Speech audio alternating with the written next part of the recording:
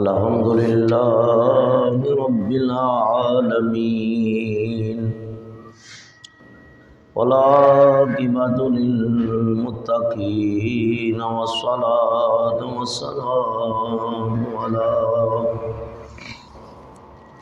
سيد الأنبياء والمرسلين ونشهد أن سيدنا وسندنا شفيعنا وكريمنا ورحيمنا وأعلانا وأولانا ومولانا محمدا عبده ورسوله. أما بعد فأعوذ بالله من الشيطان الرجيم.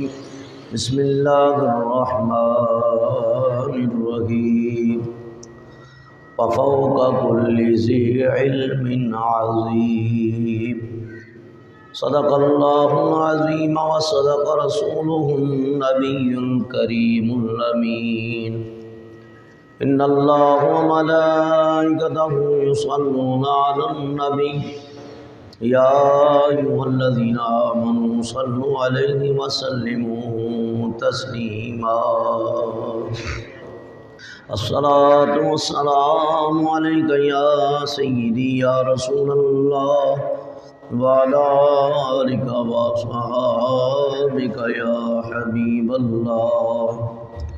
الصلاة والسلام عليك يا رحمة للعالمين وعلى آلك وصحابك يا شفيع المذنبين. ہوتی ہیں مستجاب دعائیں کبھی کبھی، ہوتی ہیں مستجاب دعائیں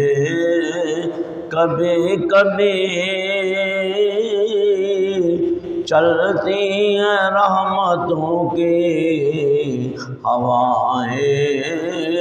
کبھی کبھی، چلتی ہیں رحمتوں کی ہوائیں کبھی کبھی، اشکوں کی روشنی میں کرے ذکر مصطفیٰ، اشکوں کی روشنی میں کرے ذکر مصطفیٰ، پلکوں پہ یہ دیے بھی جلائے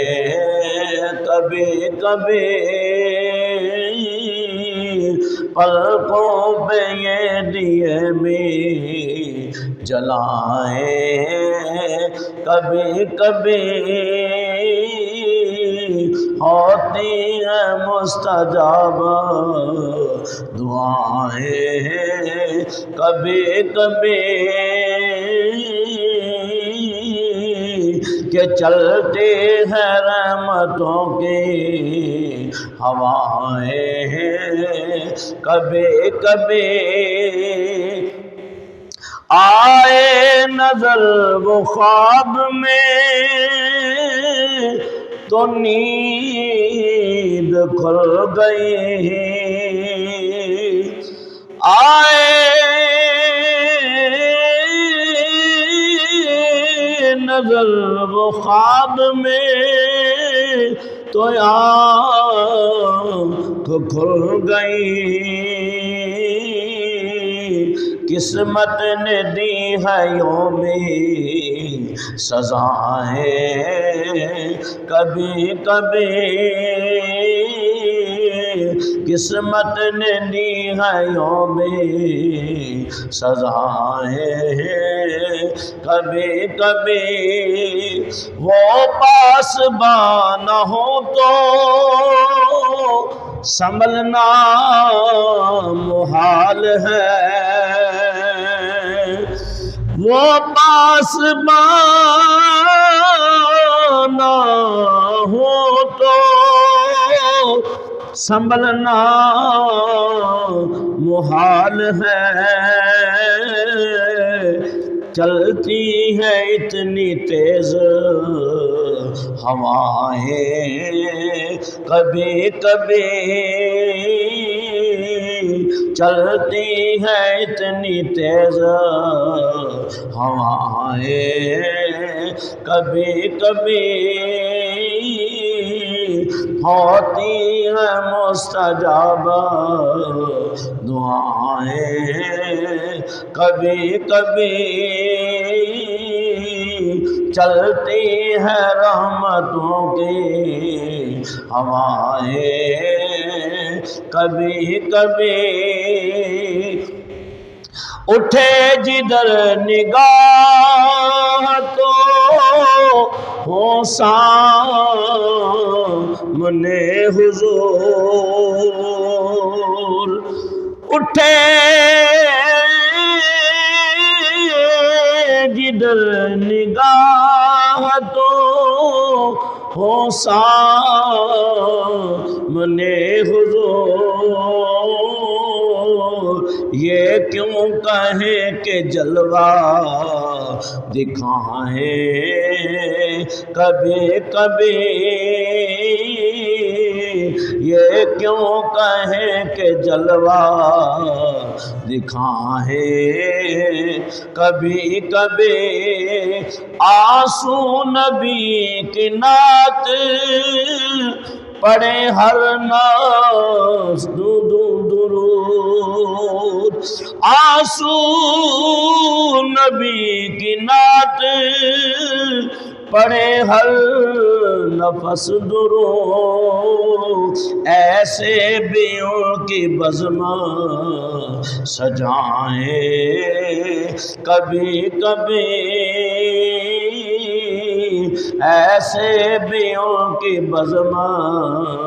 سجائیں کبھی کبھی،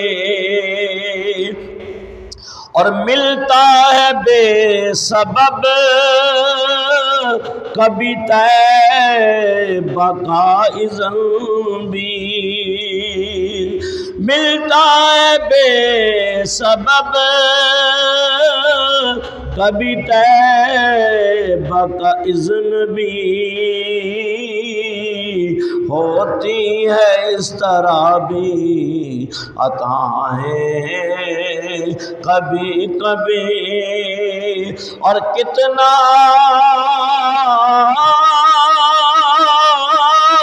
بڑا کرم ہے یہ یاد حضور کا، کتنا بڑا قدم ہے یہ یاد حضور کا، آتی ہے ان کے دل سے صدائیں کبھی کبھی، آتی ہے ان کے دل سے صدائیں کبھی کبھی، ہوتی ہے مستجاب دعائیں کبھی کبھی، چلتے ہیں رحمتوں کے ہوائیں کبھی کبھی، اور چھینٹا کرم کا کوئی نیازی پہ بھی حضور، چھینٹا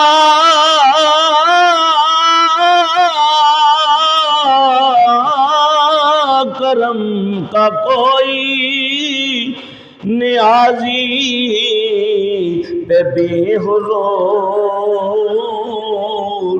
بادل کرم کے جھوم کے آئے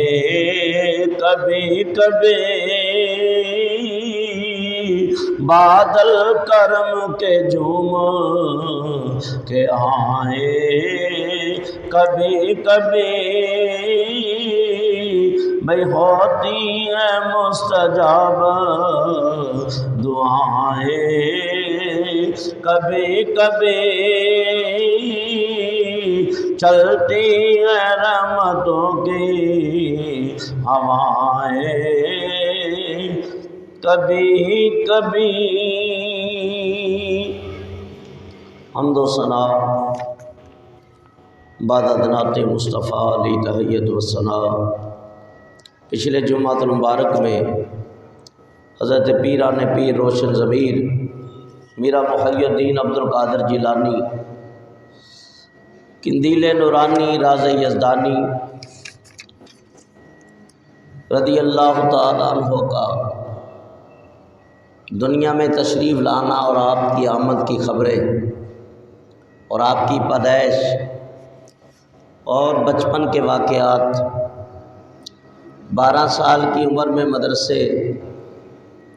جاتے ہوئے فرشتوں کو اپنی آنکھوں سے دیکھنا اور مکان کی چھت کے اوپر چڑھ جانا اور حجابات کا اٹھ جانا اور میدان عرفات کو اپنی آنکھوں سے دیکھ لینا اور بیلوں کا جانوروں کا کلام کرنا بیان کیا تھا، اور ساتھ یہ بھی بتایا تھا کہ 488 ہجری میں والدہ محترمہ سے اجازت لیتے ہیں حضرت فاطمہ ام الخیر سے کہ اماں مجھے حبینی للہ عز و جل، اللہ تعالیٰ کے دین کے لیے مجھے وقف کر دے۔ تو آپ کی والدہ نے آپ کو اجازت عطا فرما دی اور آپ اپنے گھر سے علم دین کے لیے نکلے۔ وَأَذَنَ لِي فِي الْمَسِيرِ إِلَى بغدادی، یا اِلَى بغداد، یہ مجھے اللہ کی راہ میں وقف کر دے، مجھے بغداد جانے کی اجازت عطا فرما دے۔ وَأَشْتَغِلُ بِالْعِلْمِ، وہاں جا کر علم دین حاصل کروں گا۔ وَأَزُورُ الصَّالِحِينَ، اور جہاں اللہ کے نیک اور صالح بندے ہوں گے میں ان کی زیارت بھی کروں گا۔ تو آپ یہ 2 مقصد لے کر حضرت شیخ عبد القادر جیلانی محبوب سبحانی سرہ النورانی رحمۃ اللہ تعالی علیہ گھر سے نکلے۔ دونوں چیزیں بہت اعلیٰ مقام اور مرتبہ رکھتی ہیں، ایک علم دین اور دوسرا اللہ والوں کی زیارت۔ تو علم دین کے لیے سفر کرنا یہ اہل اللہ کا طریقہ ہے، علم دین کے لیے سفر کرنا فرمایا یہ صحابہ کا طریقہ ہے، تمام اولیاء اور ربانیین کا طریقہ ہے، اور پھر اللہ والوں کی زیارت کے لیے جانا یہ بھی اللہ والوں کا طریقہ ہے، بلکہ حدیث مبارکہ سے ثابت ہے کہ حضرت موسیٰ علیہ السلام حضرت خضر کے لیے جب ان کے علمی مقام کو بیان ہوا آپ کے سامنے تو عرض کی مولا میں چاہتا ہوں کہ تیرے اس نیک بندے کو دیکھوں، تو حضرت کلیم اللہ چلے۔ تو علم دین حضرت غوث پاک پیران پیر روشن ضمیر فرماتے ہیں کہ ظاہری جتنی بیماریاں ہیں اور باطنی جتنی بیماریاں ہیں ان کے لیے شفائے کلی کا مقام رکھتا ہے علم دین۔ اور حضور علیہ الصلوۃ والسلام فرماتے ہیں العلم میراثی و میراث الانبیاء قبلی، علم میری اور مجھ سے پہلے انبیاء کی میراث ہے، وراثت ہے۔ اور پھر میرے آقا علیہ الصلوۃ والسلام فرماتے ہیں طلب العلم ساعۃ خیر من قیام لیلۃ و طلب العلم خیر من صیام ثلاثۃ اشہر، ایک گھڑی علم کی طلب رات بھر کے قیام سے بہتر ہے۔ یعنی ایک گھڑی علم دین سیکھ لیا، ساری رات نفل پڑھتا رہا تو وہ ایک گھڑی علم سیکھنا افضل ہے۔ اور علم کی طلب، علم کے لیے انسان نکلا تو 3 مہینے روزے سے رہنے سے بہتر ہے کہ علم دین کے لیے نکلنا۔ پھر حضور علیہ الصلوۃ والسلام فرماتے ہیں العلم حیات الاسلامی و عماد الدین، علم اسلام کی زندگی اور دین کا ستون ہے۔ پھر ایک اور حدیث میں من سلک طریقا یلتمس فیہ علما سہل اللہ طریقا الی الجنہ، جو علم کی تلاش کے لیے چلا اللہ اس کے لیے جنت کا رستہ آسان کر دیتا ہے۔ اور العلم افضل من العبادہ، ایک اور حدیث مبارکہ ہے علم جو ہے وہ عبادت سے بہتر ہے۔ نوم علی علم خیر من صلاۃ علی جہل، علم کی نیند جہالت کی نماز سے بہتر ہے۔ یعنی عالم کا سونا اور 1000 عابد عبادت کرتے رہے رات بھر، اور وہ عالم سو رہا ہے، اس کا سونا افضل ہے، کیونکہ اس کو یہ مقام اس کی نیند کا جو عابدین کی عبادت سے افضل گنا گیا تو علم کی وجہ سے۔ پھر حضور فرماتے ہیں لِكُلِّ شَيْءٍ طَرِيقٌ وَطَرِيقُ الْجَنَّةِ الْعِلْمُ، حضور فرماتے ہیں ہر شے کا راستہ اور جنت کا راستہ علم ہے۔ اور امام فخر الدین رازی رحمۃ اللہ علیہ نبی کریم صلی اللہ علیہ وسلم کا فرمان نقل کرتے ہیں کہ فرمایا کہ صاحب علم سے کہہ دو ہاتھ میں لوہے کا عصا لے لو، پاؤں میں لوہے کا جوتا پہن لو، اور اس وقت تک علم تلاش کرو جب تک عصا اور جوتا ٹوٹ نہ جائے۔ تو نہ عصا لوہے کا ٹوٹتا ہے نہ جوتے لوہے کے ٹوٹتے ہیں۔ تو فرمایا اس قدر محنت کرے بندہ کے علم دین کو حاصل کر لے۔ اور پھر نبی پاک صلی اللہ علیہ وسلم نے فرمایا یہ دنیا جو قائم ہے وہ 5 لوگوں کی وجہ سے ہے، 5 لوگوں کی وجہ سے۔ فرمایا اللہ کے حبیب فرماتے ہیں علماء کے علم سے دنیا آباد، عمراء کے عدل سے، بندوں کی عبادت سے، تاجروں کی ایمانداری سے، اور ہم پیشہ لوگوں کی نصیحت سے۔ یعنی جب تک علماء رہیں گے تو علم بھی رہے گا، اور جب تک عادل حکمران رہیں گے تو انصاف بھی رہے گا، اور ایماندار تاجر رہیں گے تو فرمایا تب بھی رزق میں برکتیں دی جائیں گی۔ تو میرے بزرگوں دوستو، علم بہت بڑی چیز ہے۔ حضرت علی فرماتے ہیں علم مال سے بہتر ہے، علم انبیاء کی میراث، مال فرعون کی میراث۔ علم خرچ کرنے سے کم نہیں ہوتا، مال خرچ کرنے سے کم ہو جاتا ہے۔ مال حفاظت کرنے والے کا محتاج ہے، علم والے کی حفاظت کرتا ہے۔ جب کوئی بندہ مر جاتا ہے اپنے پیچھے مال چھوڑتا ہے، علم صاحب علم کے ساتھ قبر میں چلا جاتا ہے۔ پھر مال کافر و مومن دونوں کو ملتا ہے، علم صرف مسلمان مومن کو نصیب ہوتا ہے۔ مالدار کے محتاج کم اور علم والے کے محتاج سبھی ہوتے ہیں۔ اور علم پر صراط پر تقویت کا موجب ہوگا، مال گزرنے سے روکے گا۔ تو اور بھی بہت ساری حدیثیں ہیں۔ تو فرمایا علم سیکھنا چاہیے، علم سے محبت کرنی چاہیے۔ حضرت غوث پاک فرماتے ہیں کہ ماں سے اجازت لی، ارادہ تھا کہ علم سیکھیں، تو علم کے لیے آپ چل پڑے۔ تو یاد رکھیں گھر میں بیٹھے بیٹھے علم نہیں ملتا، علم کے لیے گھر سے نکلنا پڑتا ہے۔ روحانیت سیکھنے کے لیے بھی علم کے لیے نکلنا پڑتا ہے۔ اور کوئی اگر سمجھے کہ علم کے بغیر فقیری مل جائے، علم کے بغیر معرفت مل جائے، علم کے بغیر رب کی حقیقت اور معرفت کا پتہ چل جائے، اور علم کے بغیر روحانیت کے دروازے کھلتے ہوئے دیکھ لے، اور علم کے بغیر بارگاہ مصطفیٰ کے اندر علماء کی صف میں کھڑا ہو جائے تو یہ ناممکن ہے۔ اس لیے علم ولایت کی پہلی سیڑھی ہے۔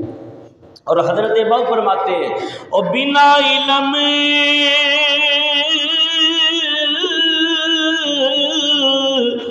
جو کرے فقیری تے کافر مرے دیوانہ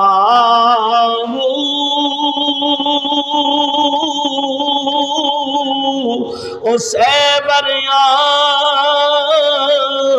دی کرے عبادت تے روے اللہ کولوں بیگانہ۔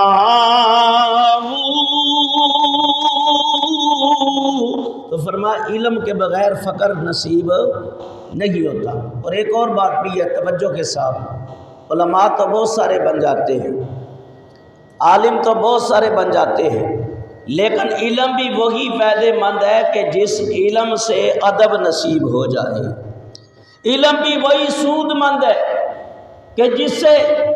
انبیاء کا ادب آ جائے۔ علم وہی فائدے مند ہے جس سے صحابہ کرام اور اہل بیت کا ادب نصیب ہو جائے۔ علم وہی فائدے مند ہے جس سے اولیاء کا ادب نصیب ہو جائے۔ علم وہی فائدے مند ہے جس سے استاد، پیر و مرشد اور ماں باپ کا ادب نصیب ہو جائے، ورنہ عالم بھی بن کے بہت سارے بد نصیب ہو جاتے ہیں۔ اس لیے اللہ تعالیٰ قرآن کریم کے اندر ارشاد فرماتا ہے یُضِلُّ بِهِ كَثِيرًا وَيَهْدِي بِهِ كَثِيرًا، فرمایا کہ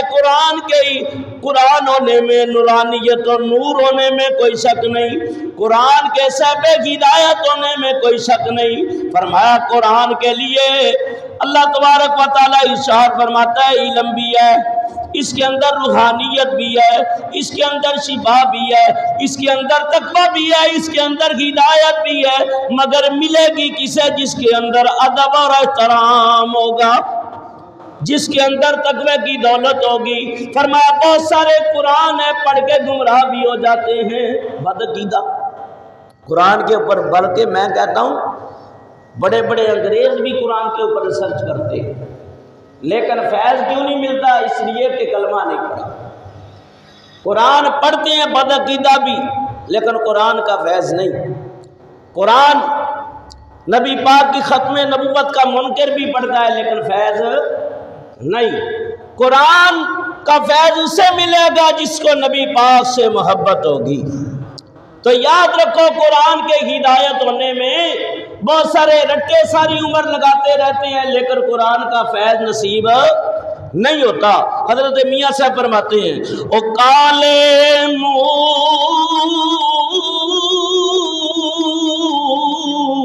کدی چٹے نہیں ہوندے، او پاویں سیمن سابن لائے منافق دا او دل پاک نہ ہوئے، تے پاویں پڑھ پڑھ قرآن سنائیے۔ کتاب پڑھ کے بھی بعض گمراہ ہو جاتے ہیں، فرمایا علم پڑھ کے عالم بن کے بھی بہت سارے گمراہ ہو جاتے ہیں۔ تو علم محفوظ رکھنا اور علم کا فیض ملنا، قرآن کا فیض ملنا، یہ اولیاء اللہ کے دامن سے وابستگی کے لیے دلیل ہے۔ جب تک ان کے دامن میں انسان نہ آ جائے تو علم بھی فائدہ دیتا۔ حضرت خواجہ خواجگاں غریب نواز معین الدین چشتی حسن اجمیری رحمۃ اللہ علیہ فرماتے ہیں کہ جب میں نیشا پور ماوراء النہر کے علاقوں میں گھوما پھرا، علم پڑھا، تو جب علم پڑھ لیا تو پھر میں نے سوچ میں تھا کہ کوئی ایسا ملے جو اس علم کو عمل میں لے آئے۔ تو آپ فرماتے ہیں پھر پیر و مرشد کے دامن سے وابستگی ہوئی، تو جو علم پڑھا تھا، علم کے ہر لمحے کی محنت میری کام آ گئی اور مجھے حقیقی عمل نصیب ہو گیا۔ تو حقیقی عالم کو علم اور عمل مرشد کامل کی نگاہ سے نصیب ہوتا۔ اور دعا کرتے ہیں اللہ علم دے تو علم فائدے والا دے، کہ ایسا علم نہ ہو کہ نبی کا بے ادب بن جائے، ایسا علم نہ ہو کہ ولیوں کی بے ادبی کرنے لگ جائے، ایسا علم نہ ہو کہ حضور کے میلاد کو 11ویں کو 12ویں کو شرک و بدعت کہنے لگے، بلکہ اللہ تعالیٰ ایسے علم سے نوازے کہ جس کے اندر اللہ والوں کا ادب موجود ہو۔ اسی مقام پہ ایک اور بھی شعر ہے، اور میں حضرت باؤ کا کلام اس لیے پڑھتا ہوں کہ ان کے ہر شعر کے اندر ایک وصیت اور نصیحت چھپی ہوئی ہے۔ آپ فرماتے ہیں علم پڑھیا او پر ادب نہ سکھیا، او کی لینا علم نو پڑھ کے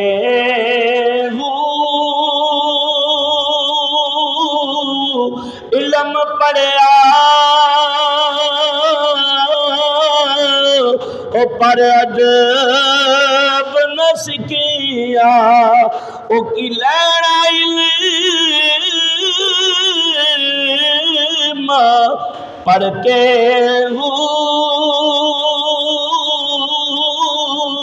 او چلے کٹے او چلے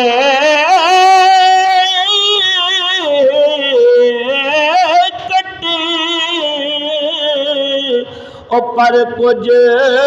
نہیں کھٹیا او کی کرنا چلیا او بڑھ کے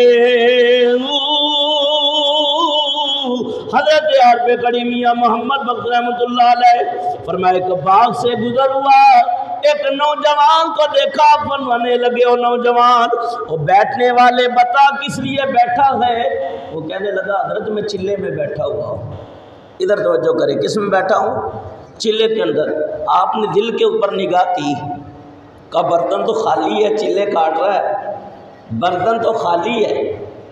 برتن نور لالا نور ہو تو تبھی چلے کا مزہ آتا ہے آپ نے پھر وہاں ایک شعر کہا اس نوجوان کو سمجھانے کے لیے فرمایا کانے کدی اور رس نہیں دیں دے اور 100 باری اور چھلیے اور سینے نیتا جد پاک نہ ہون او کچھ نہیں مل دیا او چلے چلے کٹے او پر کچھ نہیں کھٹیا او کی کرنا چلیا او بڑھ کے حضرت غریب نواز نے بھی چلا کاٹا حضرت داتا علی جویری کے قبر انور کے مزار پور انوار کے پاس فرمایا آج سینکڑوں سال گزر گئے آج بھی غریب نواز کی چلا گاہ پہ لوگ کھڑے ہو کے دعائیں کرتے ہیں فرمایا منگو پیر چلا جا یہاں بھی چلا کاٹا ہے فرید الدین نے فرمایا چلا کاٹا حضرت میر علی گولوی نے چلا کاٹا حضرت شیخ عبد القادر جیلانی نے فرمایا اللہ والوں کے چلے کاٹنا اور ہے اور تیرا چلا کاٹنا اور ہے فرمایا چلے کے اندر روحانیت چاہتا ہے سرور چاہتا ہے لطف چاہتا ہے فرمایا کسی اللہ والے کے دامن میں لگ جا پیر کامل پکڑ لے اور چلے کٹے او پر کچھ نہیں کھٹیا او کی کرنا چلیا او بڑھ کے پیر پھڑیا پیر کس لیے پکڑتے ہیں کہ پیر کی باتیں سنیں گے اور عمل کریں گے اگر باتیں پہ عمل ہی نہیں کرنا تو پھر پیر پکڑنے کا فائدہ بھی او پیر پھڑیا ارشاد مننو تے نہ منیا کی کرنا ہو او جاگ بنا او دودھ جمدا نہیں باہو تے پاویں لال ہوے کڑ کے ہو حضرت غوث پاک فرماتے ہیں دل کے اندر شوق پیدا ہو گیا اور بغداد کی طرف روانہ ہوئے 488 ہجری میں جا کے آپ نے بغداد کے اندر مدرسہ نظامیہ میں داخلہ لے لیا مادرزاد ولی ہونے کے باوجود بھی علم کے رستے کو اختیار کیا اور 10 سال تک پڑھا آپ فرماتے ہیں 10 سال میں نے پڑھا اب وقت اتنا نہیں ہوتا کہ میں آپ کے استادوں جن سے آپ نے پڑھا ان کے نام لوں بہرحال آپ کے علم کو دیکھتے ہوئے پتہ چلتا ہے کہ آپ کے استاد بھی بڑے علماء میں سے تھے علم کے بڑے شناور تھے فرماتے ہیں 10 سال علم پڑھا اور 25 سال مجاہدے کیے 25 سال عبادتیں کرتے رہے فرمایا حالت کیا تھی غوث پاک فرماتے ہیں 40 دن بغیر کھائے گزر جاتے ہیں آپ ایک دن نہ ملے، ایک دن کا روزہ رکھتے ہیں، کیا حالت ہو جاتی ہے، شام کو چہرہ اتنا سا ہو جاتا ہے، اور پھر انتظار رہتا ہے جلدی جلدی اذان ہو، ٹائم ہو جائے تو روزہ افطار کرے۔ فرمایا کہ کئی دن ایسے بھوکے پیاسے گزر گئے، اور آپ فرماتے ہیں کہ کبھی کھانا نصیب ہوتا تو دجلہ کے کنارے چلا جاتا، تو میں نے دیکھا وہاں اور سے فقیر بھی کھانے کی تلاش میں، تو لوگ بعض اوقات یہ پھل کھا کر نہ چھلکے پھینک دیتے، تو غوث پاک فرماتے ہیں میں وہ چھلکے اٹھا کے دھو کے کھا لیتا، اور کبھی درختوں کے پتے بھی کھانے پڑتے کہ آپ صحیح کھانا نہیں کھا سکتے تھے، کھا سکتے تھے، لیکن آپ اپنے نفس کو سزا دے رہے تھے، اپنے نفس کو مار رہے تھے کہ یہ نفس اللہ تعالیٰ کی محبت کا عادی ہو جائے۔ اس لیے اللہ تعالیٰ کے پیارے حبیب فرماتے ہیں، فرمایا کہ اللہ قیامت کے دن، فرمایا کہ جب دنیا سے مومن جاتا ہے قیامت کے دن بھی شان ہوگی، دنیا میں جاتا ہے اللہ فرماتا ہے یا ایتھا النفس المطمئنہ، اے اطمینان والے نفس اپنے رب کی طرف لوٹا، اپنے رب کی طرف پلٹا، ارجعی الی ربک راضیۃ مرضیہ، فرمایا اس حالت میں لوٹا کہ تیرا رب تجھ سے راضی ہوا، تو اپنے رب سے راضی ہو گیا، فادخلی فی عبادی وادخلی جنتی،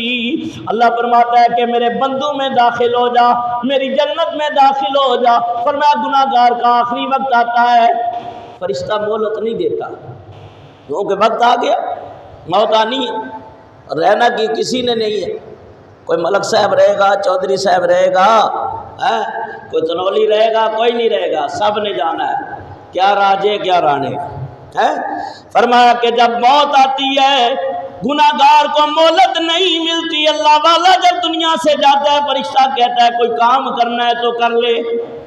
کوئی وصیت کرنی ہے تو کر لے، میں انتظار کر رہا ہوں، کہا کوئی وصیت نہیں، کوئی انتظار نہیں، میرے رب سے ملاقات سے بڑا کوئی پیمانہ نہیں، میرے رب کی ملاقات مجھے سب سے زیادہ پیاری ہے۔ اے دنیا او چکی یارو او اسائس دے دانے، او بارو باری او سب نے پسنا، تے کیا راجے کیا رانے۔ حضرت پیران پیر اپنے نفس کو سزا دے رہے ہیں، جبکہ وہ ولی کامل ہے، ایک نفس لوامہ ہے، ایک نفس لوامہ ہے۔ نفس کی ویسے 7 اقسام ہیں، بڑی باریکیاں اس 7 کے اندر بھی، ایک نفس لوامہ ہے، ایک نفس مطمئنہ ہے۔ نفس لوامہ گناہگار نفس کہ جس کی ساری عمر گناہوں میں گزر جائے، اور گناہوں میں پڑھ کے اس کے نفس اور اس کا دل سیاہ ہو جائے۔ نفس مطمئنہ وہ ہے کہ جو اپنے رب کو راضی کر گیا۔ تو فرمایا کہ اولیاء اللہ اپنے مریدوں کو چلے میں بٹھا دیتے ہیں، مجاہدات میں بٹھا دیتے ہیں، تاکہ ان کا نفس مر جائے اور ان کا نفس مطمئنہ بن جائے، اور روحانیت کے اندر اس کا مقام اور مرتبہ بڑھ جائے۔ اس لیے بابا فرید نے اپنے مرید صابر کلیری کو لنگر پہ لگا دیا، جنہوں نے 12 سال تک نہیں کھایا، اور پھر مقام کیا ملا؟ بابا فرید الدین کا شکر نے فرمایا یہ میرا صابر ہے۔ حضرت پیران پیر فرماتے ہیں 25 سال مجاہدے کیے، 25 سال مجاہدے کیے، 10 سال علم پڑھا، 35 سال اسی میں گزر گئے۔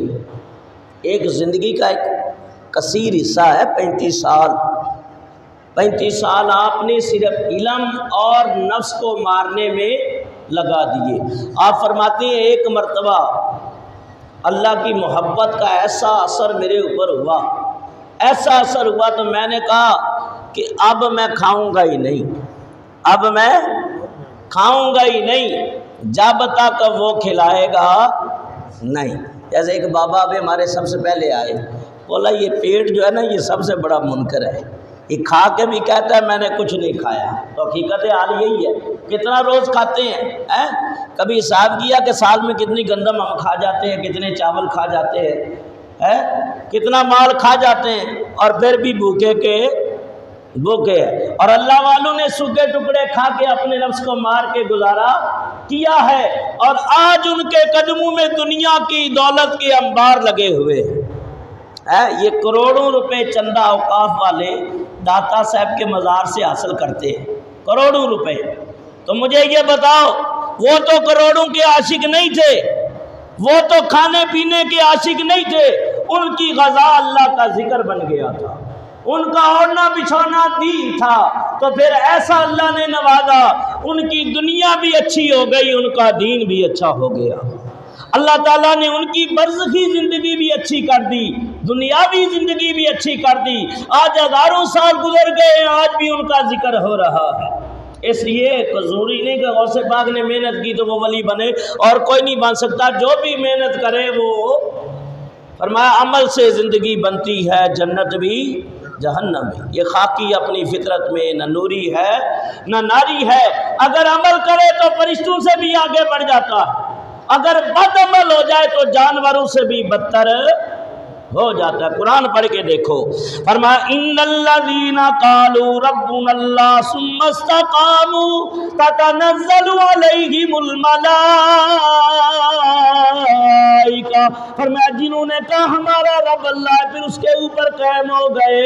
یعنی باعمل ہو گئے، ثم استقاموا، استقامت اختیار کر لی، اللہ فرماتا تتنزل علیہم الملائکہ،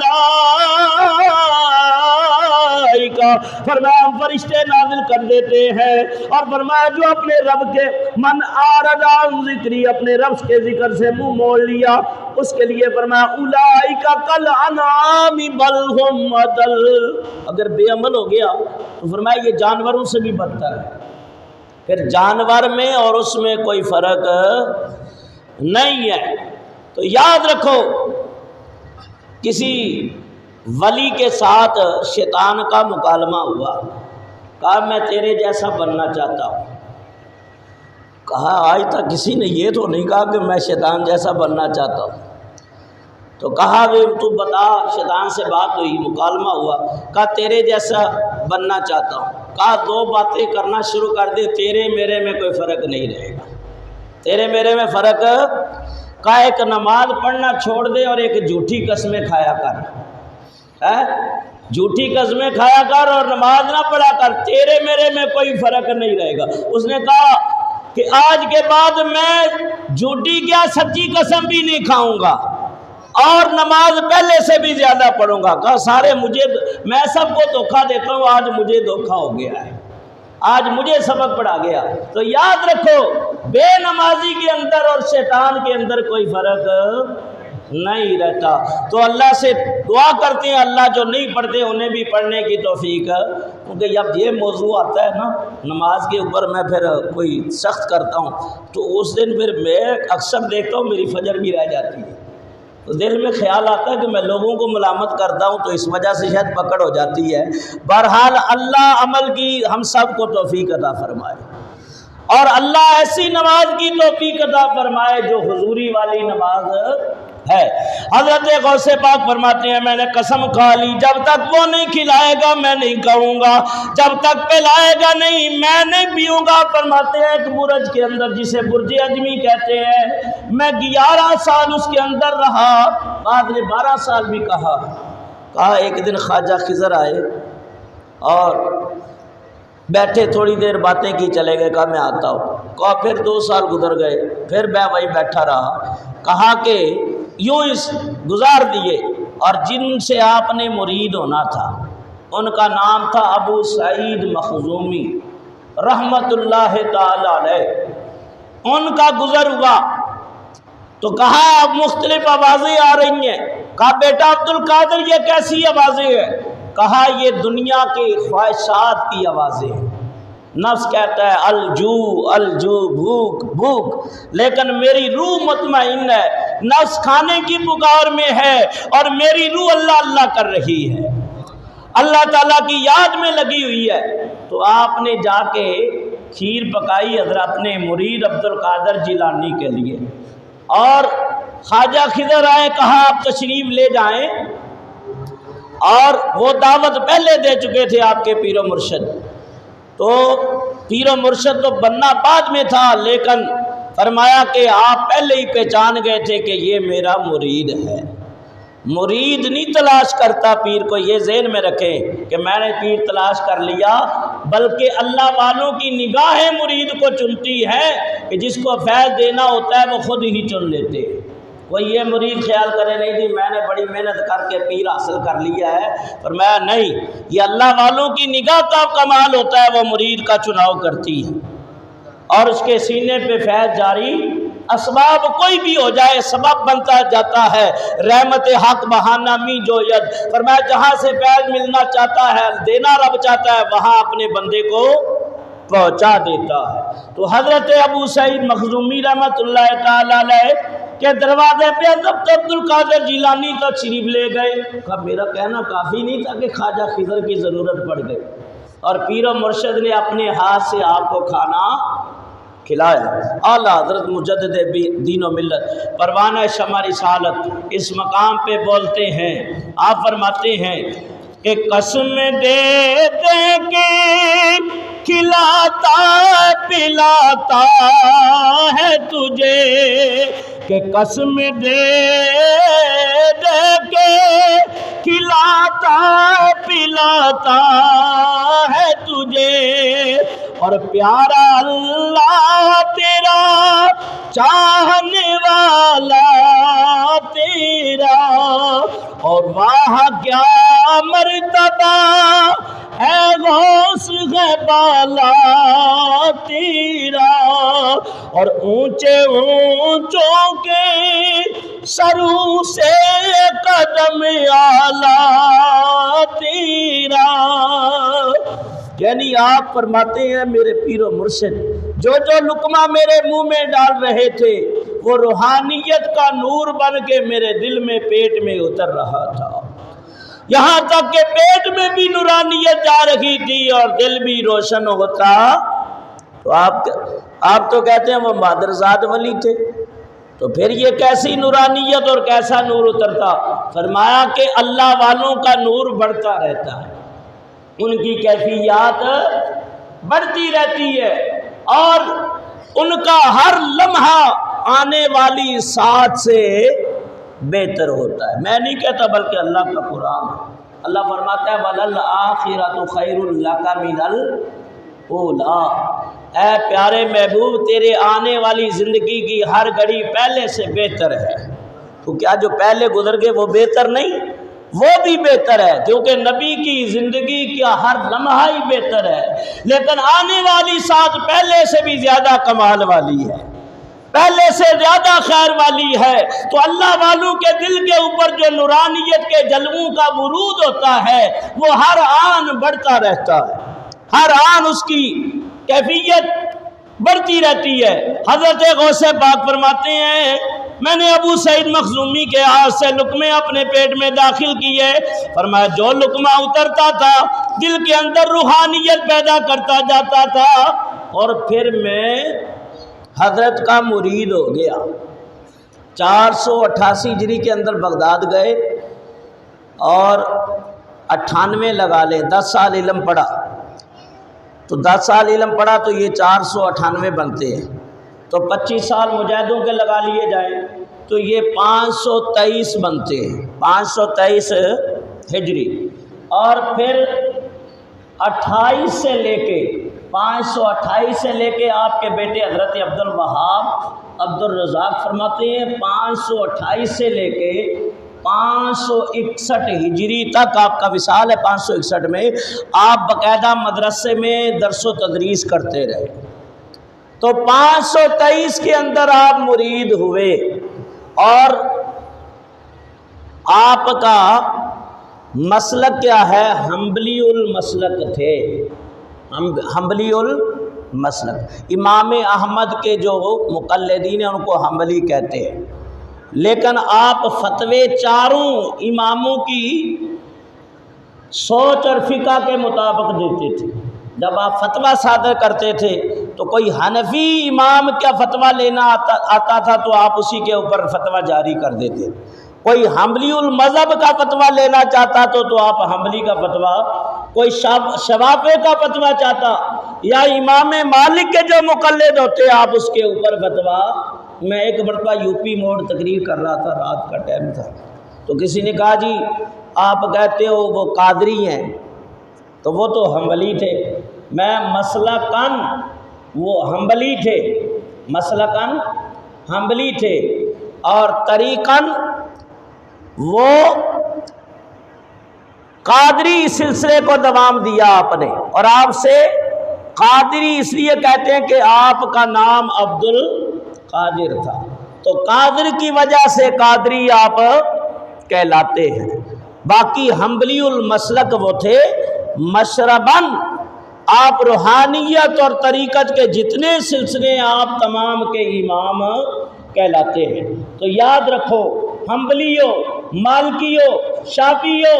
اور حنفی ہو، جتنے بھی بزرگان دین اولیاء اللہ گزرے ہیں وہ سارے پیر مرشد کے نسبت والے تھے، اور جتنے حنفی مرید ہیں نا، جتنے حنفی اولیاء اللہ ہے اتنے کوئی بھی نہیں۔ دیکھو حضرت خواجہ غریب نواز حنفی، داتا علی حجویری حنفی، بہاؤالدین زکریا ملتانی حنفی، نظام الدین اولیاء حنفی، علاء الدین صابر کلجری حنفی، حضرت مجدد الفسانی حنفی، حضرت شاہ بہاؤالدین نقشبند حنفی، حضرت باجدید بستامی حنفی، حضرت بابا فرید حنفی، حضرت قطب الدین حنفی، حضرت امام احمد رضا حنفی، حضرت خواجہ نور محمد مہاروی حنفی، حضرت بابا قاسم مولوی رحمۃ اللہ علیہ حنفی، حضرت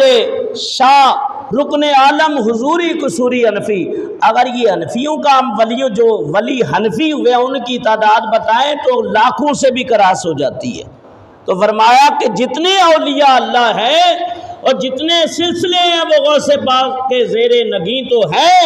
لیکن مسلکاً حنفی ہیں۔ تو حنبلی آپ کیوں ہوئے کہ خواب میں نبی پاک کی آپ کو زیارت ہوئی، اور امام احمد بن حنبل حضور کے دامن میں جلوہ فرما ہے، اور حضرت امام احمد بن حنبل کا عرض کر رہے یا رسول اللہ صلی اللہ علیہ وسلم اپنے بیٹے عبد القادر جیلانی کو کہیں کہ میرے مسلک کی تائید کریں، تاکہ میرے مسلک کے لوگ کم ہیں اور آپ کی وجہ سے لوگ امام احمد بن حنبل کے مسلک میں داخل ہو جائیں گے۔ اس وجہ سے آپ نے حنبلی مسلک اختیار کر لیا، اور حضرت غوث پاک حضرت ابو سعید مخزومی کے مرید ہو گئے۔ تو پتہ یہ چلا کہ جب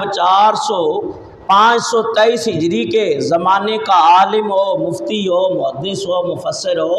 وہ بھی پیر کامل کے بیعت کو لازم قرار دیتا ہے، تو آج جو کہتے ہیں ہمیں پیر پکڑنے کی ضرورت نہیں ہے، تو یاد رکھو جب عبد القادر جیلانی جیسے کو ضرورت ہے تو کیا آپ کا تقویٰ عبد القادر جیلانی سے زیادہ آ گیا؟ ان سے زیادہ روحانیت آپ نے پالی؟ تو اس طرح انکار کر دینا بہت سارے بزرگوں کے طریقے اور نبی پاک کی حدیث کے اور قرآن پاک کی آیتوں کے خلاف ہے۔ قرآن نے بھی کہا ہے کہ لوگوں نے نبی پاک کی بیعت کی ہے، اور اللہ نے فرمایا محبوب جنہوں نے تیری بیعت کی ہے انہوں نے رب کی بیعت کی ہے،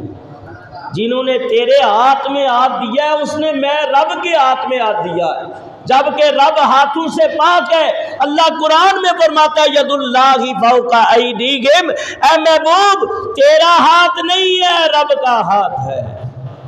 تو اللہ تعالیٰ کے حبیب کے دست رحمت میں صحابہ نے بیعت کی کہ نہیں؟ بخاری کی حدیث پہلی جلد کے اندر ہے، نبی پاک نے فرمایا بایعونی و صحابہ میرے مرید ہو جاؤ، صحابہ میرے مرید ہو جاؤ۔ اور مرید جب ہوئے تو پہلا سبق حضور نے صحابہ کو کیا پڑھایا؟ پیر مرید کو جو پہلا سبق دیتا ہے یہ کہتے ہیں شرک۔ اللہ کے حبیب نے پہلا سبق جو دیا اپنے مرید صحابہ کو، اللہ تشرکو، شرک نہ کرنا۔ تو جو مرید ہوتا ہے وہ مشرک ہونے سے بچ جاتا ہے۔ جو مرید ہوتا ہے وہ روحانیت کا اہل ہو جاتا ہے۔ حضرت بہو رحمۃ اللہ تعالیٰ علیہ فرماتے ہیں یاد رکھو پھر مرشد کامل بھی ملے تو ایسا ملے، فرمایا جو دل کے پاک کر دے، نگاہ ڈالے تو دل کی کیفیت بدل جائے، فرمایا دل و دماغ کو نورانی کر دے، روح کو روحانیت ادا کر دے، فرمایا ایسا مرشد کامل ہووے او جڑا تو بھی وانگو بھائی چھٹے او نال نگاہ دے پاک کریندا تے سجے سبور نہ گھٹے او میلیانو او کر دے دا چیٹا او ذرا میل نہ رکھے ایسا مرشد کامل باہو او میرے لولو دے وچ وسے۔ حضرت نے علم بھی پڑھ لیا، مجاہدے بھی کر لیے، مرشد کامل بھی مل گیا، تینوں چیزیں تینوں منزلیں طے کر لی۔ اب 5 سال بعد نے کہا مرید ہونے کے بعد آپ کو اشارہ مل گیا نبی پاک صلی اللہ علیہ وسلم کی طرف سے کہ ظاہری بھی آپ نے علم لے لیا، باطنی علم بھی لے لیا، اور عالم اگر علم پڑھ کے لوگوں کو نہ سکھائے تو فرمایا وہ درخت کی مانند ہے۔ وہ کس کی مانند ہے؟ درخت کی مانند ہے، اور اگر وہ علم نہ بیان کرے تو ایک دن درخت سوکھ بھی جاتا ہے، اس کے پتے بھی جھڑ جاتے ہیں، اگر اس کو پانی لگتا رہے، کانٹ چھانٹ ہوتی رہے تو پھر پھل بھی لگتے ہیں، خود بھی آباد رہتا ہے، لوگ بھی اس سے فیض حاصل کرتے ہیں۔ تو فرمایا کہ اب جب آپ نے ساری منزلیں طے کر لی تو اب مخلوق خدا کو فیض دینے کا وقت آ گیا۔ آپ فرماتے ہیں ایک دن میں بیٹھا ہوا تھا ظہر کی نماز پڑھ کے، تو بیٹھے بیٹھے میرے اوپر نیند کا غلبہ طاری ہوا۔ غوث پاک فرماتے ہیں آنکھ لگی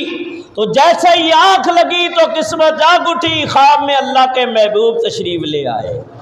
نبی پاک علیہ السلام کی زیارت نصیب ہو گئی۔ آپ فرماتے ہیں حضور تشریف لے آئے، اور یاد رکھو میرے بزرگوں دوستو اللہ کے حبیب فرماتے ہیں من رانی فی المنام فقد رأى الحق، فرمایا جس نے خواب کے اندر مجھے دیکھا اس نے مجھے ہی دیکھا،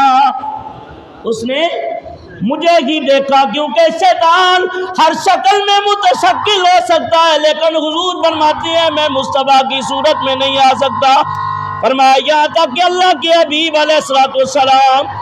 اللہ کے حبیب کی زیارت ہو جائے تو بڑا خوش نصیب ہے کہ جس کو نبی پاک کی زیارت ہو جائے۔ اور یاد رکھو بعض اوقات ایسا بھی ہوتا ہے، کئی گناہ گار ہوتے ہیں، حضور کی زیارت ہوتی ہے تو وہ پہلے تو گناہ گار ہے، زیارت ہونے کے بعد سچے توبہ طیب والے مومن ہو جاتے ہیں۔ بہت سارے شرابی ہوتے ہیں، زیارت ہوتی ہے، شراب گئی، زنا گیا، دنیا کی برائیاں چلی گئی، برائیاں جاتی رہی، اچھی آتی رہی، یہاں تک کہ توبہ طیب ہو گئے۔ فرمایا عقیدہ اہل سنت کا ہو، نبی کا عاشق ہو، اخیر بھی اچھی ہے، انجام بھی اچھا ہے، قیامت کے دن حضور کے سامنے جائے گا تو نبی پاک کی شفاعت اور معیت بھی نصیب ہو جائے گی۔ دعا ہے اللہ تعالیٰ دنیا میں بھی ہمیں حضور کا قرب عطا فرمائے، آپ کی زیارت نصیب فرمائے،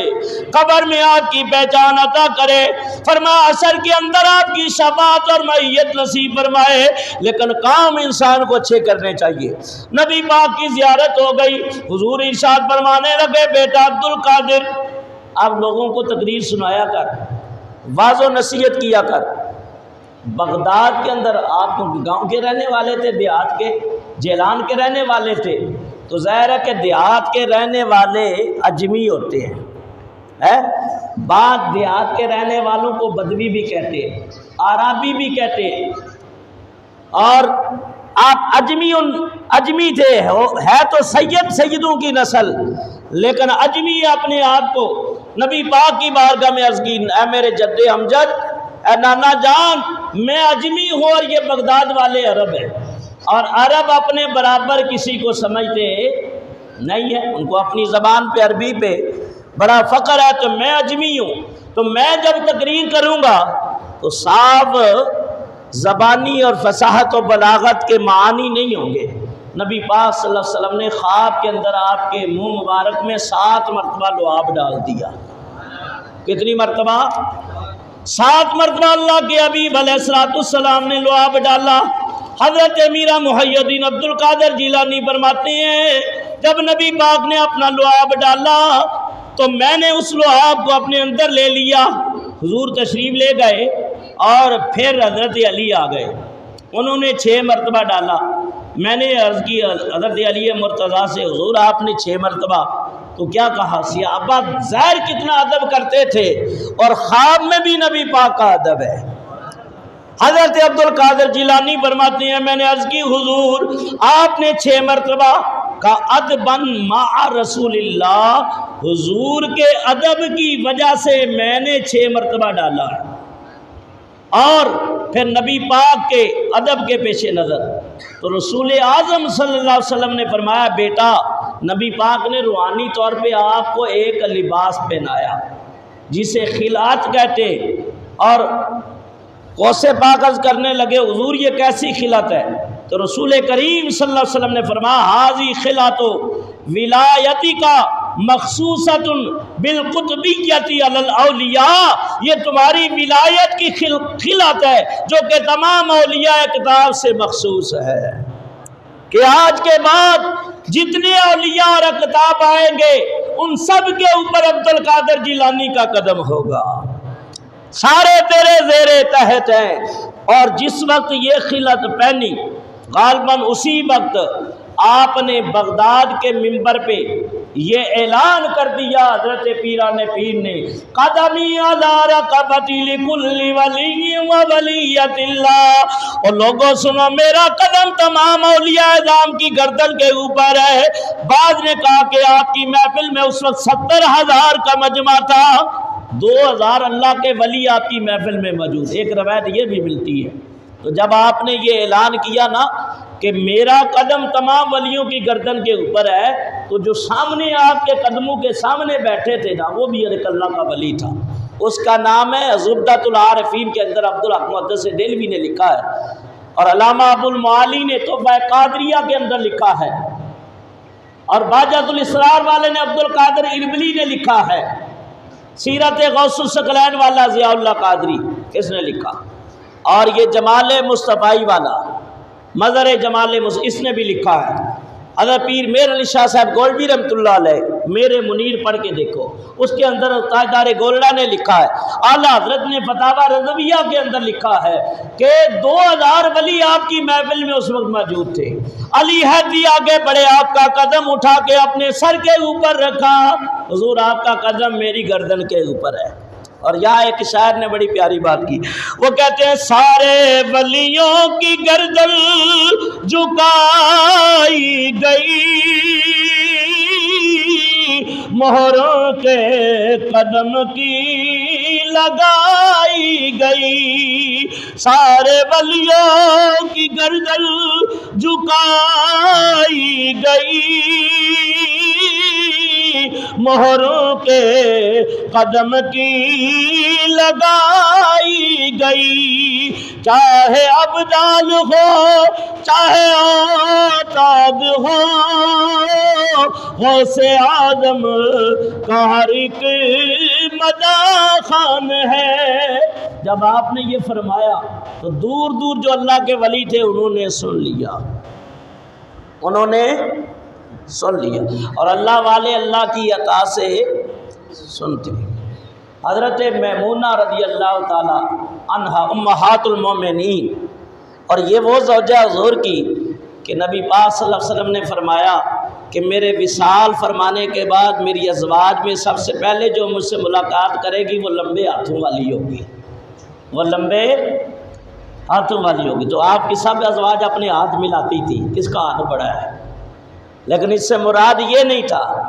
پھر سیدہ عائشہ صدیقہ نے یہ راز سے پردہ ہٹایا، یا لمبے ہاتھوں سے مراد یہ ہے کہ یہ اللہ کی راہ میں سخاوت زیادہ کرتی ہے، کیونکہ طیب جاتے ہوئے لبے سڑک ان کا مزار ہے۔ یہ میں نے پوچھتا رہتا ہوں، ایک شاگرد ہے اس کو روز پڑھاتا ہوں مدینہ پاک، وہ بتاتا رہتا ہے، میں پوچھتا ہوں فلاں کا مزار کا ہے، بتاتا ہے، تو طیف و قافلے لے کے جاتے ہیں، لبے سڑک حضرت میمونہ کا مزار ہے، یہ مساکین اور غریبوں کو کثرت سے کھانا کھلاتی تھی۔ حضرت میمونہ فرماتی تہجد کا ٹائم ہے، میں نبی پاک کو وضو کرا رہی ہوں، نبی پاک کے ایک صحابی ہے، ان کو بند کر لیا گیا مکہ المکرمہ میں کافروں نے، تو انہوں نے مکہ سے پکارا، یا رسول اللہ میری مدد کرے، یا رسول اللہ میری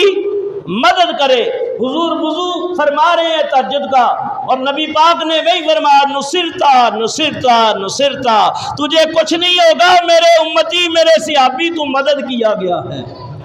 ہم نے تیری پکار کو سن لیا ہے۔ کچھ دن ہوئے تو وہ صحابی بخیر و حفاظت مدینہ پاک پہنچ گئے۔ تو پتہ یہ چلا کہ جو اللہ والے فرمائیں وہ سنتے بھی ہیں، اور جو مدد مانگے وہ مدد کرتے بھی ہیں۔ فرمایا حضرت غوث پاک نے بغداد کے منبر پہ اعلان کیا کہ میرا قدم تمام ولیوں کی گردن کے اوپر ہے، تو نہیں مانتا تو نہ مان، لیکن جنہوں نے مانا ان کو فیض بھی ملا ہے، اور وہ اپنے سر بھی جھکاتے ہیں۔ خراسان کی غار کے اندر عبادت کے اندر مصروف کون؟ 90 لاکھ کے پیر حضرت غریب نواز رحمت اللہ تعالیٰ علیہ، آپ نے اپنا سر زمین پہ رکھ دیا۔ غوث پاک کا فرمان، کہاں بغداد، کہاں خراسان، کہاں غار کے اندر ہی وہ اللہ اللہ کر رہے تھے، سر جھکا دیا۔ اور زبان حال سے کیا کہا؟ شیخ عبد القادر جیلانی نے بغداد میں سن لیا، حضرت خواجہ غریب نواز نے ادب کی وجہ سے سر زمین پہ رکھا اور کہا لا بل عینی وراسی، حضور آپ کا قدم میری آنکھوں کے اوپر بھی ہے، میرے سر کے اوپر بھی ہے، میری گردن کے اوپر بھی ہے۔ اور جب اسی مسئلے کو ڈسکس کیا گیا، بحث کی گئی، کہاں؟ پاک پٹن کے اندر۔ بابا فرید الدین رحمت اللہ علیہ 11ویں شریف کی محفل لگی ہے، بڑے بڑے ولی بیٹھے ہوئے ہیں، اور 11ویں والے کی محفل میں جو ذکر چلا ہے وہ غوث پاک کا، اور غوث پاک کی شان حضرت بابا فرید الدین بیان کر رہے ہیں۔ تو پتہ چلا کہ 11ویں منانا ناجائز عمل نہیں ہے، جائز ہے تبھی تو حضرت بابا فرید بھی کر رہے ہیں۔ اور عبدالحق محدث دہلوی فرماتے ہیں جو بہت کئی سال پہلے اپنی صدی کے مجدد ہوئے ہیں، تو وہ کئی سو سال پہلے ہند کے اندر جو حدیث کی خدمت کر کے گئے، کہا ہمارے ہندوستان میں آج سے 11ویں نہیں کی جا رہی، یہ عرصہ دراز سے یہ عمل جاری ہے کہ ہم 11ویں کرتے ہیں، اور 11ویں کی محفل میں علماء کو بلا کے اس سے قرآن و حدیث سنتے ہیں، آخر میں فاتحہ ہوتی ہے، دعا ہوتی ہے، اور یہ ایک بہترین عمل ہے، کرنے سے انسان کے رزق میں برکت ہو جاتی ہے۔ فرمایا حضرت بابا فرید الدین سے کسی نے پوچھا حضور غوث پاک کا یہ اعلان سنا ہے، آپ کا کیا ارشاد ہے؟ آپ نے فرمایا میرے جد امجد قاسم عبد القادر جیلانی کے زمانے میں ہوتا، میں ان کی خدمت میں حاضر ہو جاتا، جب میرے جد امجد قطب الدین بختیار کاکی اور غریب نواز رحمت اللہ علیہ نے اس بات کو مسئلے کو تسلیم کیا کہ آپ کا قدم میری گردن پہ ہے، سر کے اوپر ہے، تو فرید اس وقت آپ کے قدم کو پکڑ کے اپنی آنکھ کی پتلی کے اوپر رکھ دیتا اور کہتا حضور غوث پاک سے کہ آپ کا قدم میری آنکھوں کی پتلی کے اوپر ہے۔ اس کے اوپر بڑی دلیلیں ہیں کہ جنہوں نے غوث پاک کو ولی مانا اور ولی ہو کے بھی ان سے مدد طلب کی ہے۔ بس آخری بات کر رہا ہوں، ٹائم پورا ہو گیا۔ حضرت بہو رحمت اللہ علیہ جھانگ کے اندر آپ کا مزار ہے، بہت بڑے ولی ہیں کہ جن کے مزار پہ بیٹھنے والے کبوتر بھی اللہ اللہ کی آوازیں آتی ہیں۔ آپ فرماتے ہیں سن فریاد پیران دیا پیرا کہ میری عرض سنی کن در کے بیڑا اڑیا او میرا وچ خبراں دے او جتھے بچ بھی نہ بیندے او ڈر کے شاہ جیلانی محبوب سبحانی راز یزدانی قندیل نورانی تے میری خبر لیو جٹ کر کے او پیر جلا دے یا حضرت باغو او کندی لگ دے وی تر کے فرمایا عملہ والے او تر تر جان دے تے غافل ہوتے کھاندے اور ڈبڑ نہیں دے دے وہی اس نو یارو تے کامل پیر جنہ دے. تو پیر کامل کی توجہ اور اس کی صحبت اور اس کے فیض سے مرید کا عقیدہ بھی محفوظ ہو جاتا ہے، اس کا ایمان بھی محفوظ ہو جاتا ہے. حضرت غوث پاک فرماتے ہیں جو اپنے آپ کو کہے میں عبد القادر جیلانی کا مرید ہوں، فرمایا مریدی لا تخف، اے میرے مرید خوف نہ کرنا، میرے رب نے مجھ سے 70 مرتبہ وعدہ کر لیا ہے. عبد القادر ہم نے جو تمہیں مقام عطا کر دیا ہے ہم کبھی اس سے آپ کو نیچے کریں گے. اور کرسیاں چھوٹ جاتی ہیں، اقتدار بدلتے رہتے ہیں، لوگوں کے رویے بھی بدلتے ہیں. فرمایا پہلے جتنے سورج ولایت کے طلوع ہوئے، طلوع ہو کے غروب ہو گئے، اب والا شموسنا، فرمایا عبد القادر کی ولایت کا سورج جو طلوع ہوا ہے قیامت تک چمکتا ہی رہے گا. جو کہے میں عبد القادر کا ہوں، میں نے قبول کر لیا ہے، میرے مرید قیامت تک فیض پاتے رہیں گے. اور جو میرا مرید ہوگا بغیر توبہ کیے دنیا سے اٹھایا نہیں جائے گا، جب بھی اٹھے گا توبہ طیب ہو کے. دعا ہے ابھی آپ کی علمی تقریر اور علم کے نکات اور آپ کی محفل میں علماء کا آنا اور اولیاء کا آنا، انبیاء کی ارواحوں کا آنا اور آپ کی تقریر کا رنگ اور کیفیت،